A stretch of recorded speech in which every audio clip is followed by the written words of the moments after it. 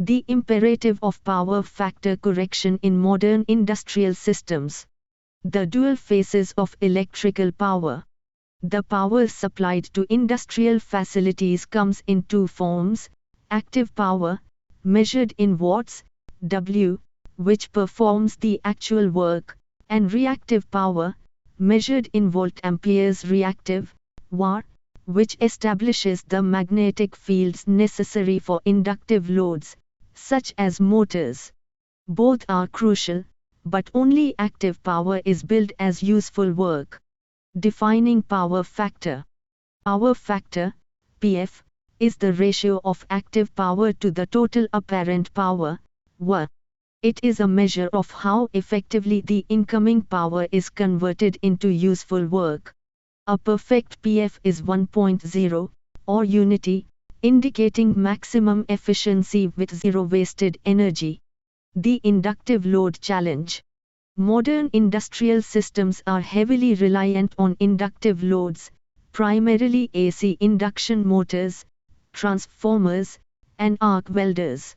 These components inherently draw significant reactive power, causing the system's power factor to drop, typically ranging from 0.75 to 0.95 without correction. The cost of low power factor. A low power factor forces the utility provider to generate more apparent power to deliver the same amount of active power. This results in higher current flowing through the system's conductors and components, leading to unnecessary I2R power losses and potential overheating. Utility penalties and charges. Many utilities impose a surcharge or penalty on customers whose power factor consistently falls below a predetermined threshold, often 0.90 or 0.95. These charges are levied because the utility infrastructure is unduly stressed by the excessive current draw caused by poor efficiency. Power factor correction, PFC.